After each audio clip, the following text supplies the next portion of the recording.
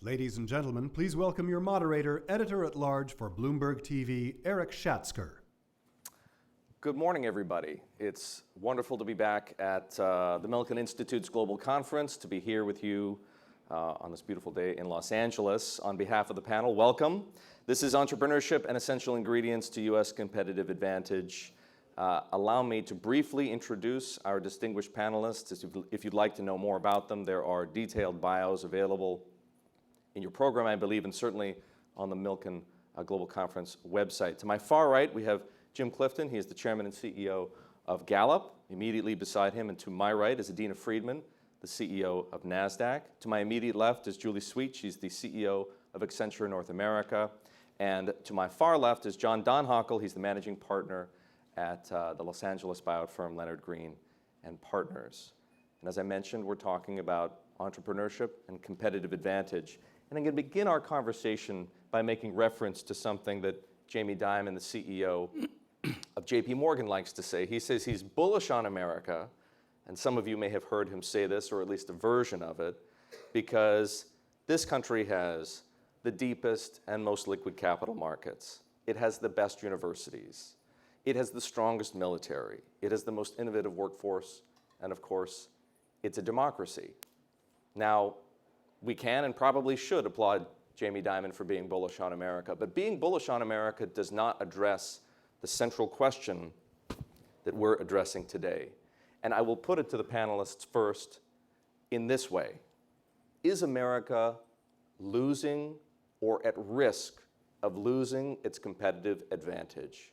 And if so, where and why? Adena, I'd like to begin with you. Okay. Well, I think the first thing I would say is we certainly are at risk of losing it. I believe that everything that Jamie Dimon said is really the foundation of what does make us great. But at the same time, I think we also have to recognize that entrepreneurship is really the lifeblood of our country. And when you start to look outside the United States, and I do a lot of travel around the world because of my role, we provide the technology to a lot of other exchanges, and they're all looking, all of the governments around the world are looking to give rise to a level of entrepreneurship. And obviously, particularly when you go to China and you see the level of growth and ingenuity that's really taken force there, you realize how much competition we really have. So then you have to look at our own country and say, well, what have we done to really help entrepreneurs versus harm entrepreneurs or make it harder for them to do their job and to grow their businesses? And I would argue right now that there's probably more that makes it difficult than that makes it easy. Barriers. A lot of barriers to growth. I think that whether it's the tax system, whether it's H-1B visas is a good one. I know we're all going to want to talk about that. I think that there's also the issue of just looking at capital formation and how you can raise capital and whether or not companies are incentivized to take their companies into the public markets or not to give investors access to them, as well as just, I think, an overall sense that it's almost a level of arrogance in a way that I think that we're living in right now, that in the minute you become arrogant, you start to lose your edge. So we have to be careful that we maintain a hunger for growth and innovation, because otherwise the rest of the world will definitely catch up and take over. Before I continue, I neglected to mention that there is a microphone in the room. I'm not going to save Q&A for the end. I want the questions to be contextual. So if you have a question, ask it in the middle of our conversation. Be part of the conversation. Put up your hand. You'll either be directed to the microphone or we'll get the microphone to you. What do we prefer? Do we prefer having somebody go to the mic? Doesn't matter. So just put up your hand. We'll get to you. But I wanted to encourage audience participation as much as possible. Returning to our initial question, is America losing or at risk of losing its competitive advantage? Julie. So I think America faces what we see our clients facing. So Accenture, we work with large companies, G2000, and they are trying to avoid being the proverbial frog in the pot, right? Complacent, have a great brand, dominate the market. and then be disrupted, as they've seen so many industries being disrupted. And so every day we're spending time with big companies asking themselves, how do we disrupt ourselves? How do we have entrepreneurship and innovation inside? If you think of the United States, we're at risk of being the frog in the pot. And the technology disruption, which has really democratized entrepreneurship, right? It's got computing storage down to zero. It's allowing talent around the world to compete on innovation, which has been for us, as Adena said, the lifeblood. And then if you think of the problems that we've ignored and been complacent about in many ways, because we do, the 9 of the top 10 companies in the world with by market cap are US companies. There's a lot to be very proud of. And yet, some of you old enough in this room definitely to remember in 1983, the Nation at Risk report, right, which said that if a foreign power imposed the educational system on this country that we had at the time, it would be an act of war.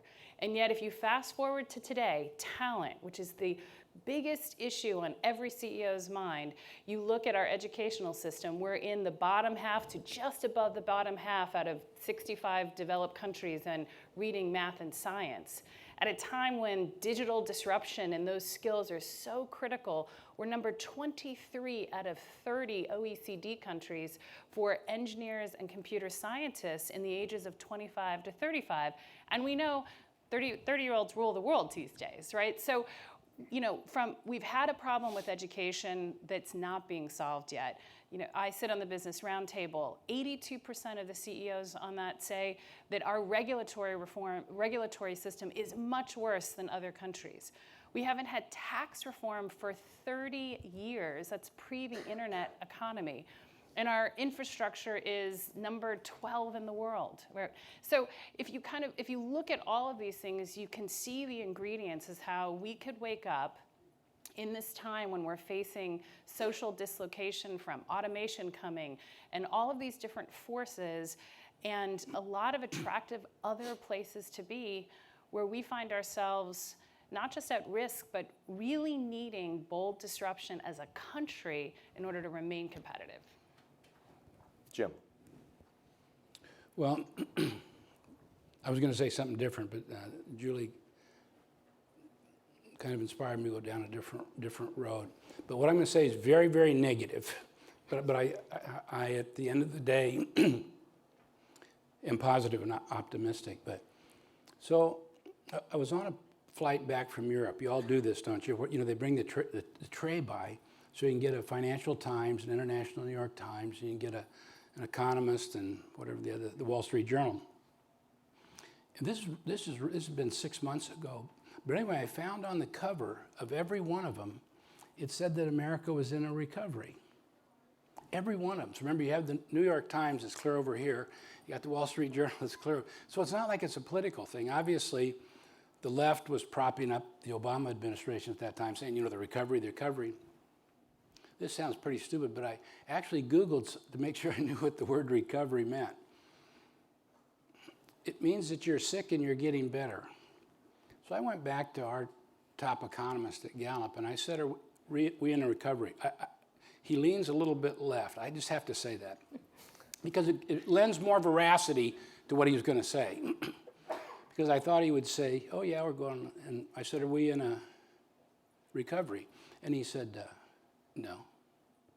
And I said, no. I said, how come every place I read? I said, that's the only time I've ever heard we're not in a recovery. And I said, will you please write this up? So we did it for the U.S. Council.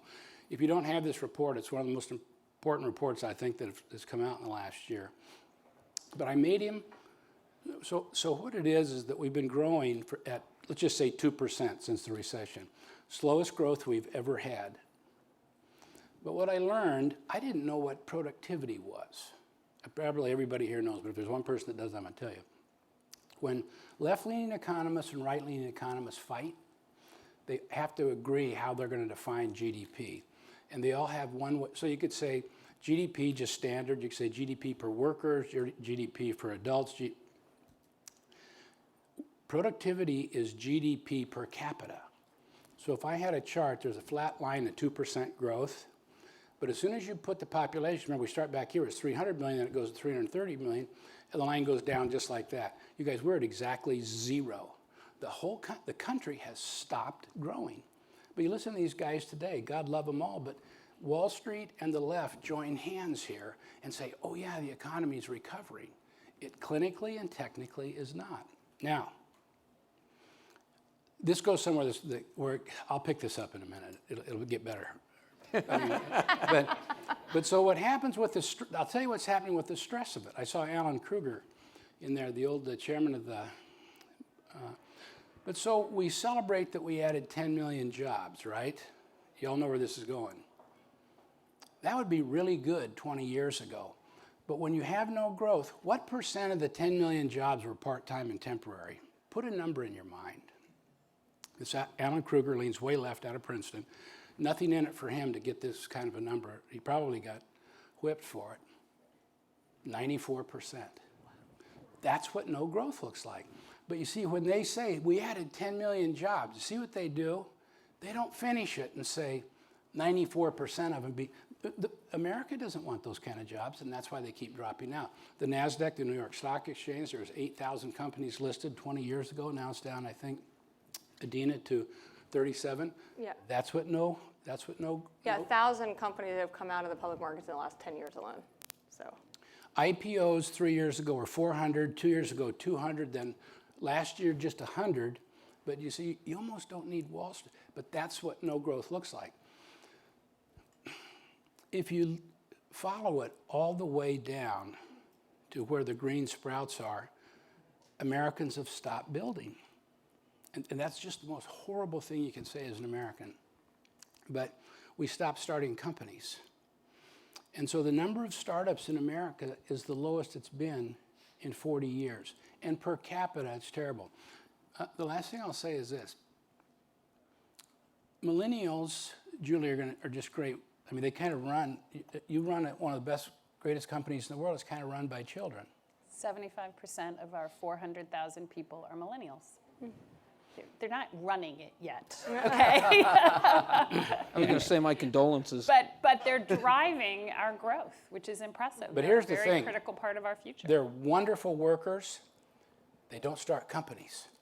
And so we're missing, you guys, an entire generation. It's never happened in the history of America where we have a generation of people that don't build. Now,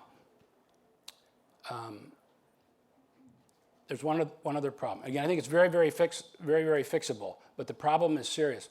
But you see, if you don't say, are we in recovery or not, if we are in recovery, that premise suggests a whole different set of activities than if we're not.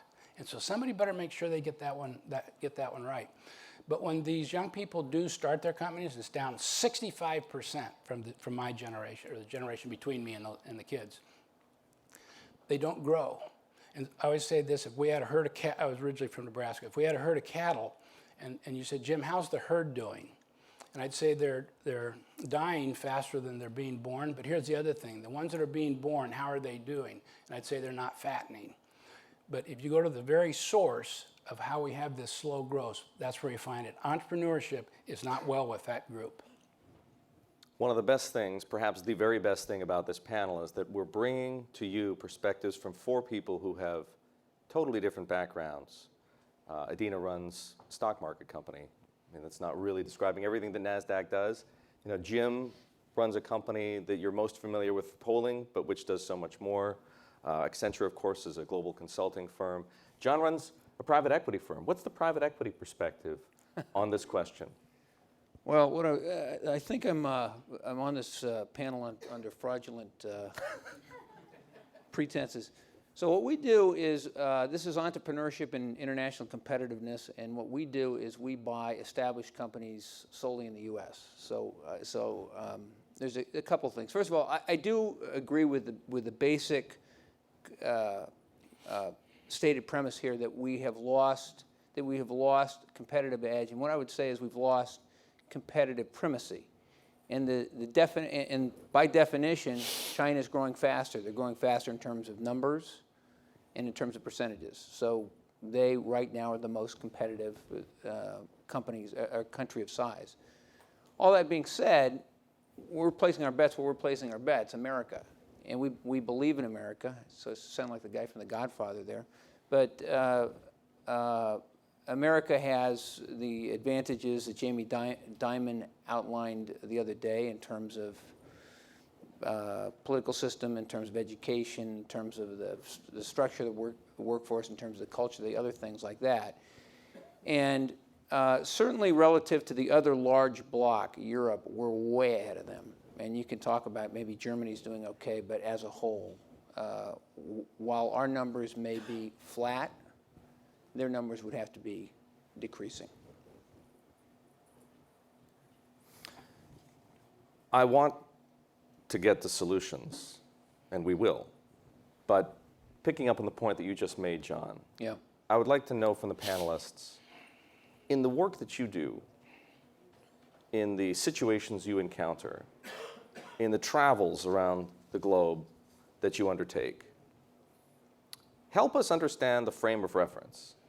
If America either has or is on the road toward having a competitiveness problem for whatever reason, because we've lost our entrepreneurial drive or we've grown complacent, we're the frog in the pot, what else are you seeing? What countries are doing things better and how? What have you seen, Julie? What sticks in your mind? Well, I think I would come at it from a slightly different perspective is, are countries learning from the US and doing similar things, right? In the sense that, do we have more competition in other countries for things that start here? So you take the FinTech Innovation Lab, for example, which started in New York City. It was a partnership between the Partnership of New York and 4 major banks. It now has over 38. Accenture was the innovation partner, and it started in 2011 to address talent fleeing to the West Coast, to address the innovation and disruption that was happening in financial technology. Today, FinTech Innovation Lab it's been incredibly successful. It's measured by the number of startups and capital raised, but it's now in London, it's in Dublin, it's in Hong Kong, and it's opening in Sydney. So, what we see is, not surprisingly, there isn't a monopoly on innovation, and we are living in a world where the ideas and the talent and the access to, what you need, in the internet economy is, as I say, the internet has democratized entrepreneurship and innovation, and we see that globally. So I'm going to give you a couple of examples. Our second largest center within Nasdaq is actually in Sweden. So we have about 750 employees there, and we run our global technology business out of Sweden. So we know a lot about Sweden. We also manage the markets in all of the Nordics. So last year, Nasdaq had 90 IPOs listed on Nasdaq. In Sweden, we had 90 IPOs listed in the Nordics.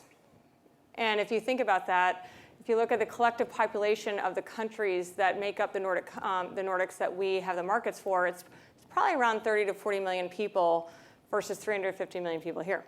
So we look at that and we say, what is it about the Nordics that makes it so special? Because when you look at the composition of the companies that are coming into the Nordics, they're small growth companies, coupled with among the largest companies that IPO'd last year. So you've got kind of both ends of the spectrum going public in the Nordic markets, and most particularly in Sweden. Sweden and Denmark, I would say, are leading the way. And we started looking at that saying, what is going on that makes it so remarkable? And there are a few things. I mean, first of all, there's a level of nationalistic pride but also recognition of that they live in a global economy.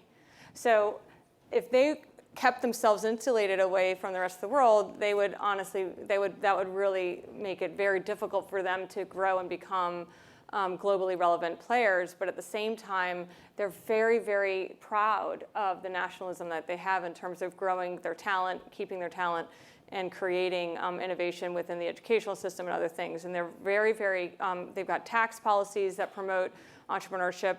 And then they have this one thing that we've been really focusing in on, which is tax policies around individual investment accounts, where instead of paying cap gains tax, you pay a very, very small tax on your total assets in the fund.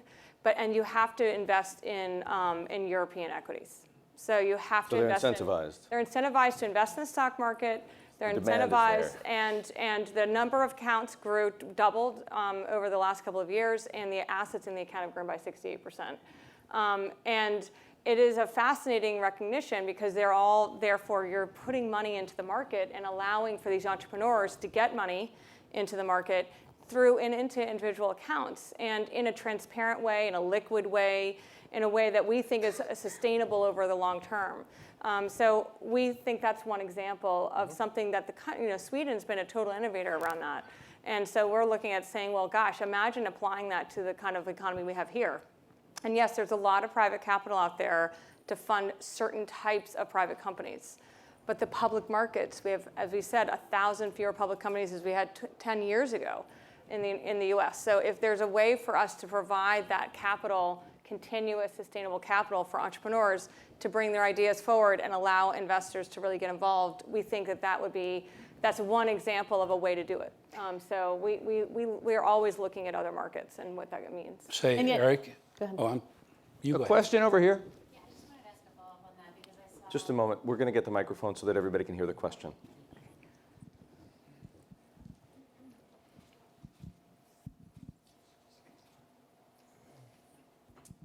Thanks a lot. I was just going to ask a follow-up on that because there were some recent press reports about Amazon opening new data centers in Sweden. And is there a cost advantage also in terms of infrastructure build? Do you have your data centers there? And kind of I wondered what was going on too in Sweden. Yeah, well, the first thing is, number one, the Swedish government's it's such an interesting dichotomy. Because in a way, they have a socialism that really kind of promotes a community orientation, and there's a socialistic element to the country. And at the same time, they're really pro-business in a way that they really look at how they can make sure that businesses can grow and thrive, because they understand that's obviously the best way to make sure that they have full employment. And so they have really good tax policies as well as other ways to encourage companies to come into the country and build infrastructure. We, of course, have our data centers in Sweden, yes. Amazon is, in fact, opening one of their cloud hubs there. We're very, very excited about that and what that's going to mean for us and our clients. But yeah, I would say that they look very holistically at that in terms of promoting business inside the country. Jim and Julie, you were going to jump in. The point I was going to make was that I felt what I said was so depressing that I think a solution, researchers look for variation, and you can find answers in there. So the poor performance is coast to coast, but there's huge variation in cities in America. So the two I really like are Memphis and Nashville because they're in the same state, and obviously they're in the same country.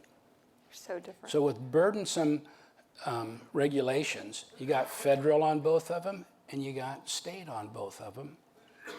And so they should have about, they're even like twins separated at birth too, because Memphis has the old blues thing going. There's no money in music either. Sorry, I shouldn't say it in this town. I got to get back. I should leave. But and of course Nashville has the other one going. Memphis is gone. There are no businesses. They're just getting. It couldn't be more gone. And Nashville is just booming. New businesses starting, but if America had more Nashvilles and fewer Memphises, I think the world I think I can say this. The world works better when we dominate it economically. I'm only talking technically there. So there's a leader. I didn't say militarily or anything, but I was just back in the Midwest and I was in Omaha. God, the spirit of free enterprise in that town is just incredible. They're celebrating people. They put films up of companies that were built. It's almost like watching game film with somebody that owns a pro football team. But it's very difficult to get your arms around because my first thing is that the government has absolutely killed the spirit of free enterprise. But if you're going to argue the other side, you'd say, well, how come Nashville, everything's the same, how come they kill it and the other guys don't? So, but anyway. Mm-hmm. No, I was going to go back to what John said. You've chosen the U.S. as your primary place to invest, and I always take a step back and say, we see the U.S. as a growth market, right? That's where when you look at where we put make our own acquisitions, we make them around the world, but most of them are still in the U.S. And so for me, it's more about going back to, as leaders, right, who believe in the market, are there indicators that tell us that we need to stand up and make some changes on the things that we see that are really putting us at risk, and maybe at a slightly different risk than we were 5 or 10 years ago, when when technology and these skills and things that are at a deficit today didn't matter as much. And so you think of the examples like Sweden, they're wake-up calls on the kind of competition. I don't think it changes that today we have incredible ingredients, but I do think there's a different pressing need to solve some of these issues. And John, I don't know if you see that as well, in terms of you look out and then you look at the problems. Well, our job is to invest $1 today and net of fees and everything else, deliver $2 plus to our investors 5 years from now. So everything we do basically has a 5 to 10 year horizon. And the way we've dealt with the sort of issues that we're talking about is we've sort of pivoted away from businesses that are disrupted by technology. And we used to do a lot of retailing. We don't anymore. And we have, generally speaking, stayed away from businesses that compete internationally. Generally, not entirely, but very little manufacturing no manufacturing that would be impacted by imports, or in fact is involved in where exports is an important part. And so what that does for us is it basically means what we need to do is figure out within this country what businesses are going to thrive relative to others that is competing against within this country, and not to look at the world stage. So that's why I say I'm a fraud up here.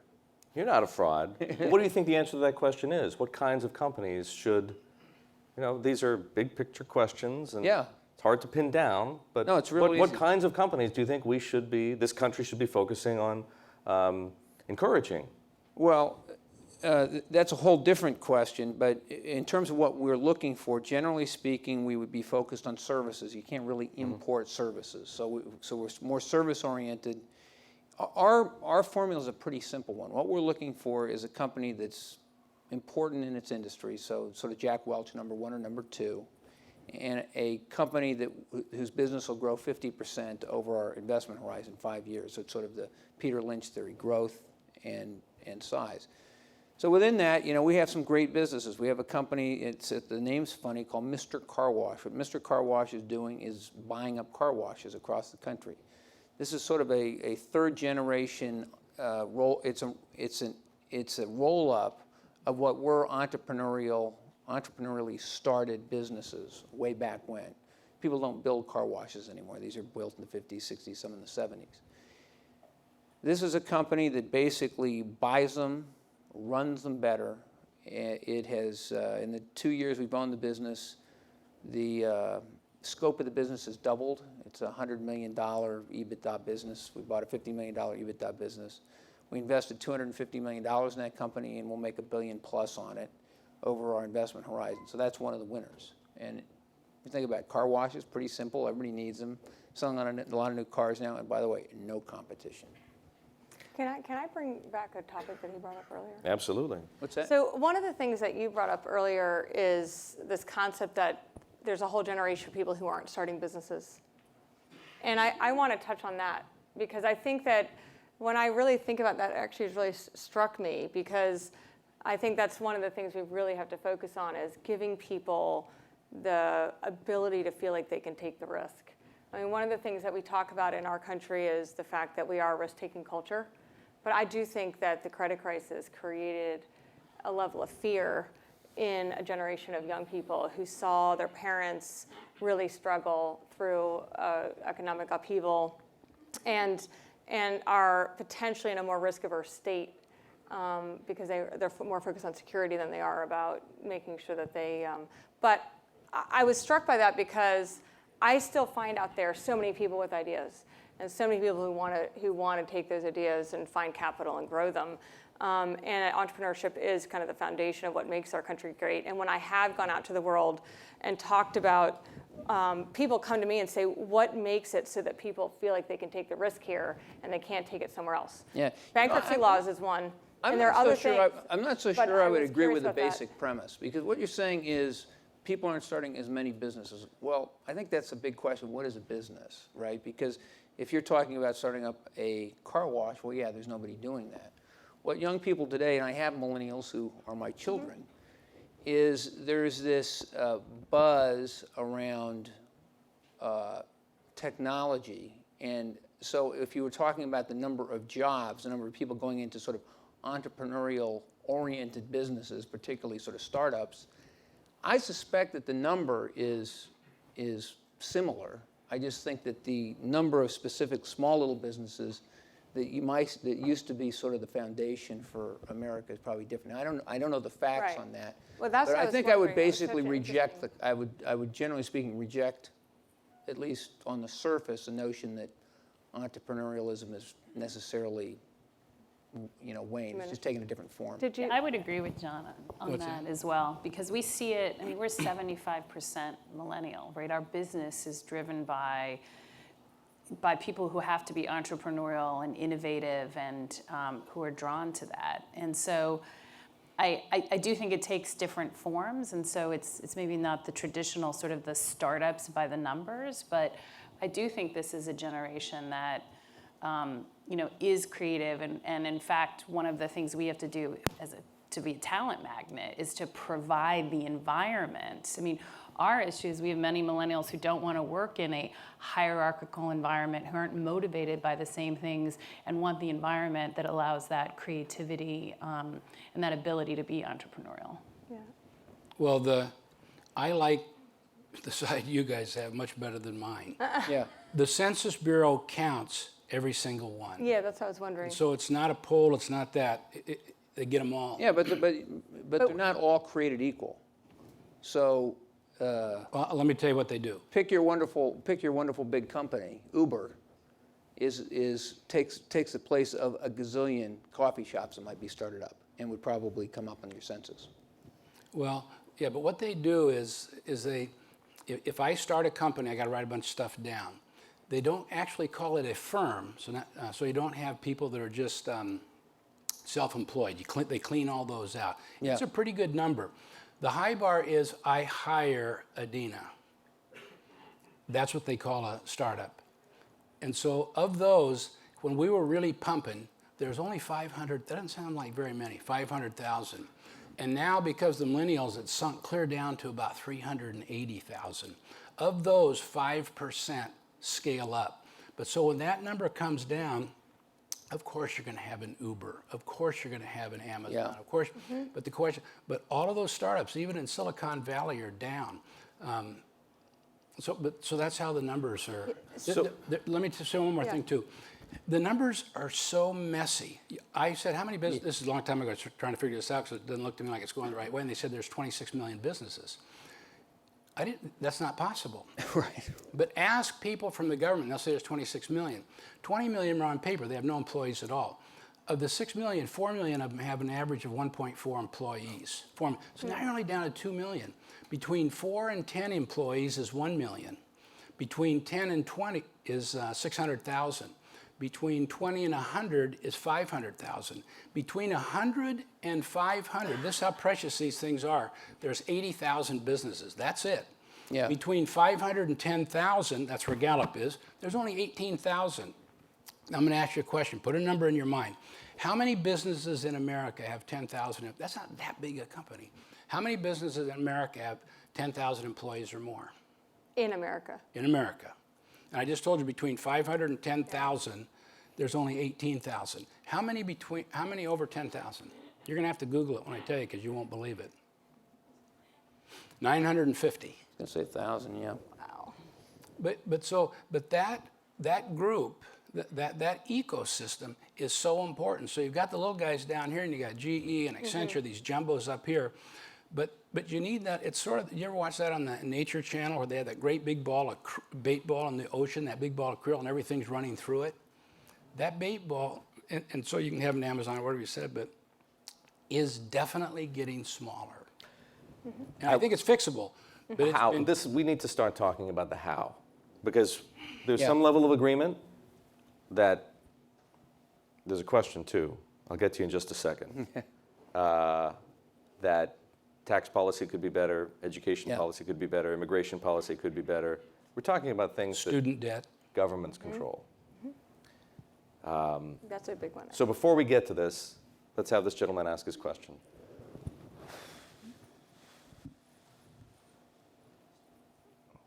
Stand up this time. Really more kind of a statement as well. But my question kind of surfaces around the discussion on the lack of entrepreneurship and it being more systemic from United States kind of raising a culture or people that just believing working for others. I know so a lot of my friends work in the education system, and they've changed their admission policies to get away from the guy that's got the 4.7 GPA and scored perfect on his ACTs, to get people that are more well-rounded and think out of the box, to your point of engaging millennials that think differently, because we've raised a generation of people that just, we follow the rules. That's how you get the 4.7 and you master your ACTs, that you just kind of stick in this rut of following the system, and the system has led us nowhere, to where, again, I went to Duke University, well-educated, all those things, but the reality is that that's not the way to create difference. And I think that we've kind of created a generation of people that don't think out of the box. And so my question is, for all of you that have succeeded, how do you train people to think differently? It's a critical question. Cuts to company culture. Who wants to tackle it first? Wow. I think you have to start with diversity, right? I mean, one With of the what? things you have to Diversity. start with diversity, and I mean that in a very broad sense, right? It's if you have teams, and we've partnered with Gallup, which, by the way, we were both independently asked to be on this panel, but you know, we've very much changed how we look at people and teams. So we partnered starting by looking at strengths and then looking for diverse experience, and we look for diversity, both experience, age, ethnicity, gender, across the way, because what we find out, it's not about training an individual, right? It's about having teams that are diverse and have different kinds of collaboration, and that starts with the approach for how we manage people. So we don't focus we basically took a step back and said we had to blow up everything we were doing about managing talent, which at a 400,000 person organization, that's huge. And we said we got rid of a system that, you know, was basically rating people on a curve that was very backwards looking, and said we're going to start with how do we have teams that are effective, how do we have them focus on strengths and diversity, how do we then have a reward system that's focused on the future. And so it really does start with how, you know, what do you think, what are you trying to achieve? And then what are the things around it that will make that environment? And then we had to change our entire environment, because you ask people to be innovative and they're using Excel spreadsheets, right? I mean, so you had to do in a lot of investments. So there's a lot of different components to create that culture, but it does start by really putting people first in what are you trying to achieve to get that. You know, it's not about training an individual. So there's, and I would certainly agree, diversity and diversity of thought, but also diversity of background. And one of the challenges that is being faced by our country today is how to deal with immigration, because it's obviously since 9/11 people are nervous about immigration. There's several different reasons to permit immigration. You can do it to infuse animal spirits, get these wonderful entrepreneurs, Andy Grove, come into the country, allow him in the country, and he makes great things happen.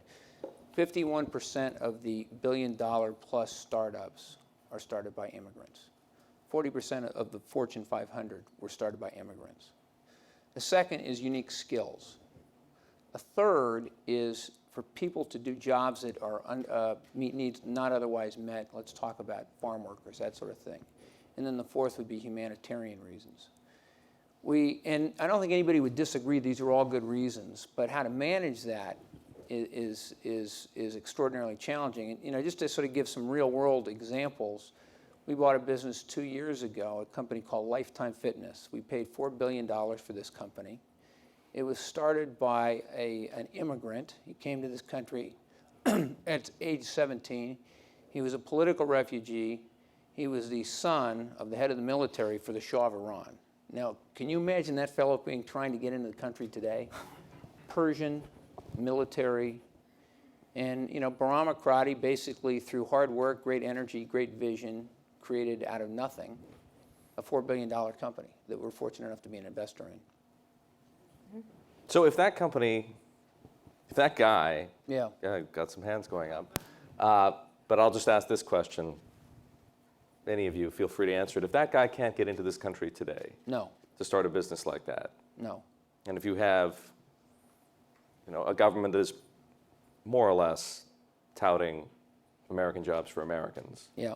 less immigration, restrictions on H-1Bs, don't we kind of go back to our first question about the risk of losing? Yeah, I mean, it's a major, I think that one of the great things about America has been our willingness to bring everyone together to find greatness within each person, right?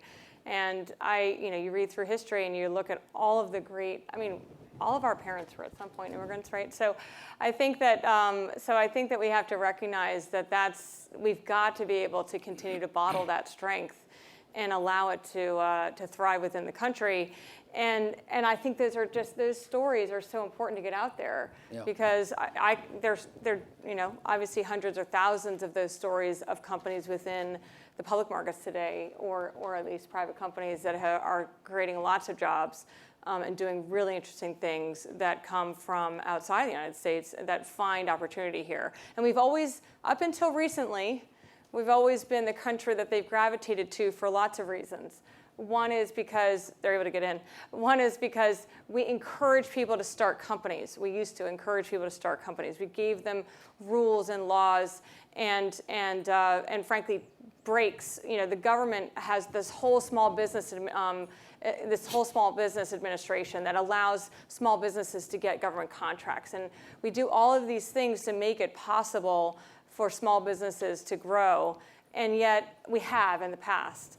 And that's never been because you're an American.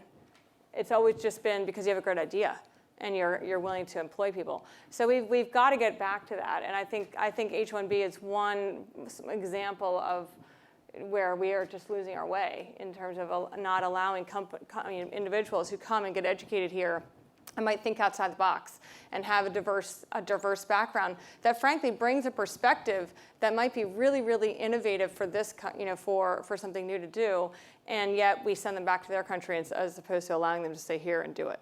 And their countries are becoming more inviting too.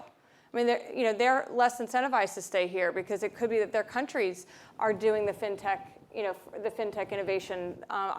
Every country I go to, they're talking about fintech innovation, or how do you drive small businesses and allow them to grow. So other countries are catching up. Let's go to one of these questions. This lady right here in the third row. And I think the guy next. Thank you. I just want to continue the theme that you set. I'm from London, and I have my own fintech firm, which I started in 2014.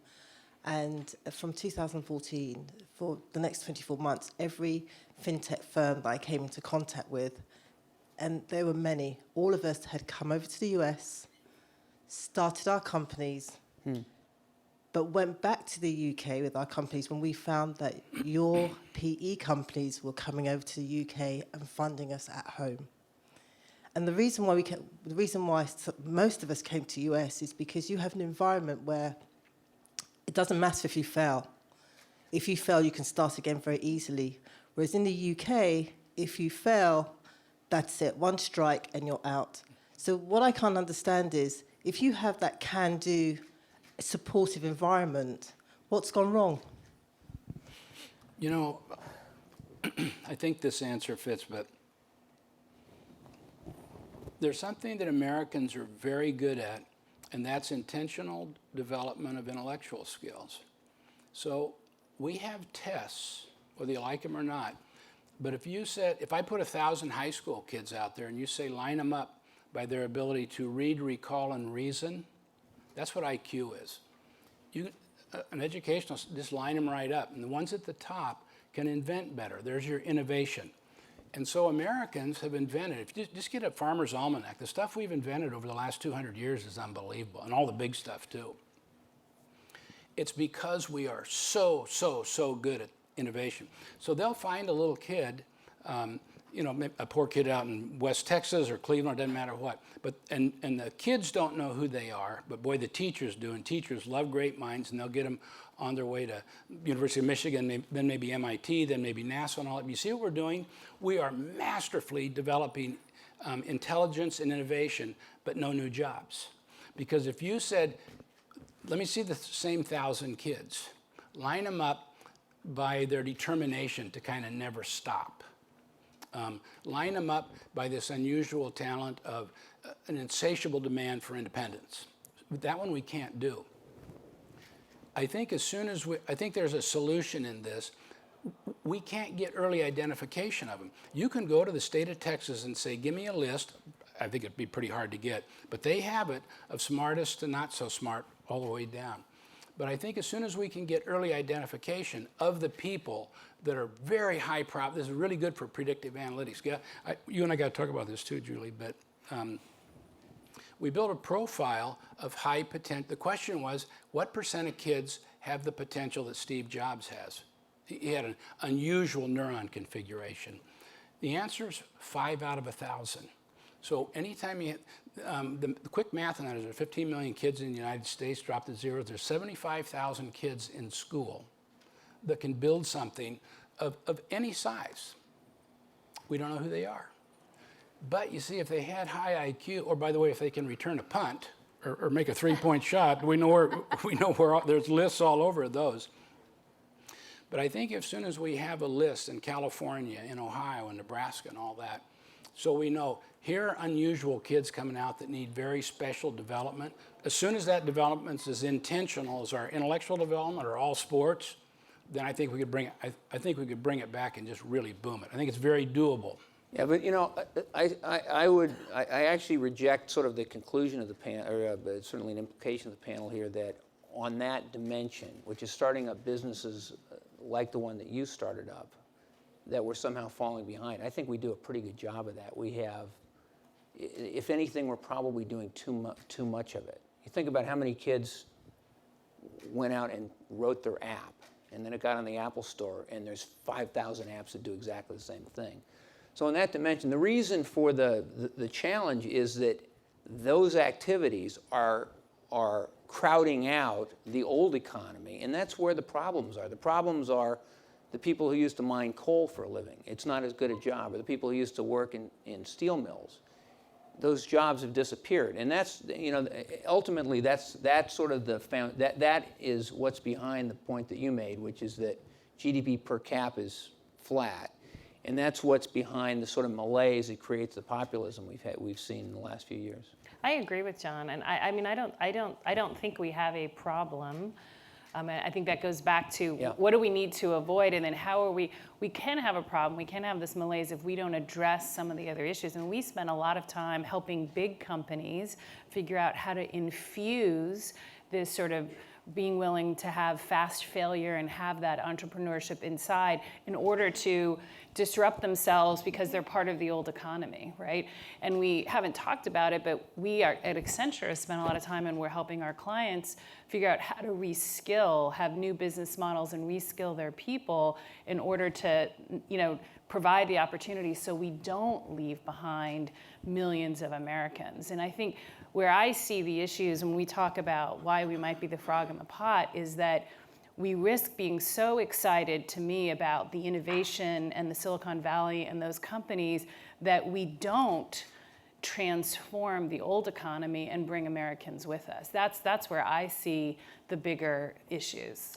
Could we have the microphone for this gentleman here in the third row as well, who's been patiently waiting? Hi. So have the rest of you, by the way. Hi, my name's Joe. I'm also from London. That's where I work. I'm originally from Belgium. I think we've identified here that we've got a skills gap and a mindset gap, perhaps. Mindset in terms of independence and voraciousness of success, but also skills. I'd like to identify the skills gap. What we're doing in Europe and the UK is one of the leaders in the computing at school curriculum. It's now a requirement for every teacher to teach coding to children starting at the age of 6. The big problem is that teachers have never been trained and need solutions that we're providing to them and that we'll be presenting later on. What do you think the private sector can bring to allow the public sector to catch up? In the meantime, while the public sector catches up in that digital skill gap, because my main focus and my thoughts are that the digitalization of all the industries, of the car washes or maybe the cold industries, but also the training of these workers and these families is where we can see the fastest recovery. And how do you think the private sector can accommodate for that? Well, first of all, amen to the idea of having every kid learn how to code. I think that looking at that to me is a major. You've hit on a major issue, a government issue that they need to look at both in the private schools and the public schools. But let's take the public school system in terms of getting kids to be interested in STEM at a much earlier age and actually educated on it. I mean, you can talk about those 75,000 kids are going to find their interests. But how do you bring the rest of those kids at least to get proficiency and maybe to spark an interest they didn't know they had at a much earlier age? And the private sector can certainly help by bringing technology into the classroom, maybe sponsoring schools into those programs, and frankly, like through the Business Roundtable, just advocating for a change of the curriculum within the U.S. school system, because I do think that it is a generational shift, and you got to reskill people to be able to find those opportunities in the new economy and not get stuck in the old economy. But I would say at a company of 400,000 people, you must be reskilling people all the time. So I'm curious as to kind of how you. We are, but I think John was going to add something. Well, I was going to say, first of all, the point you made early on, our math skills in this country are on a par with Kazakhstan. It's unbelievable. Good country from a STEM perspective. One question, when you sort of made your point, the question I have, I'm not sure we need more coders. There's a lot of kids who know how to code. Certainly, every kid shouldn't be a coder. We need a few welders, right? We need people who know how to put, one of our investments, a company called Caliber. It's an auto repair. When car hits car, we need people who know how to put cars back together again. I actually think that, one of the great, wonderful stories relating to the development of a breadth of skills from coding to welding is Germany, because they teach kids who are going to be really good welders how to weld at an early age, and they teach kids who are going to be coders. But that doesn't answer your question, what can the private sector do? And other than yelling at the government, I'm not quite sure what. One thing you could do, there's only 4 million kids that graduate from high school a year. 2 million go to JUCO types, technical schools. You're not in the statistics business, are you? There's only 2 million that go into 4-year. See how small the numbers are? There's only 2 million that go into 4-year schools that you've kind of heard of. But so we did a survey of 1 million of them. Got a huge sample. Only 5% of them are in any kind of internship. But do you know how easy it would be for us? The panel could almost hire them all.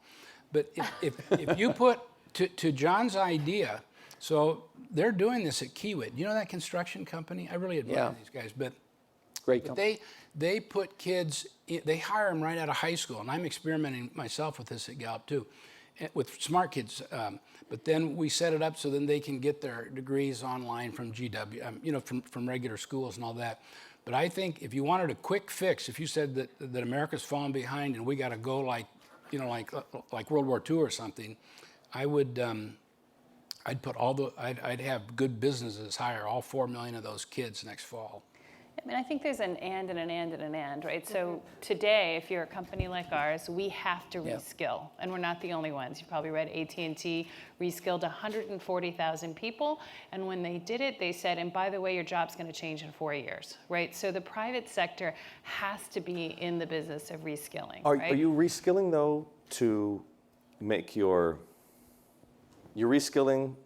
Why? Because the people aren't fulfilling productive roles anymore. You see a competitive threat coming from somewhere else, i.e. another place, could be another country, another industry, or you're reskilling to avoid those people being automated out of a job? sort of probably all of the above. First of all, there's a gap in the skills. So we are in new IT, right? So we trained 70,000 people last year in new IT. Why? Well, first of all, we needed those skills, and we were not going to leave 70,000 people behind, right? So we have a responsibility to our people that as our business shifts, we reskill them and help them move on, right? Because even if there were that many people available in the market, we view it as our responsibility to invest in our people. But the reality is there's also not all the skills we need in the market. We automated over an 18-month period 20,000 jobs. All 20,000 people are still with us.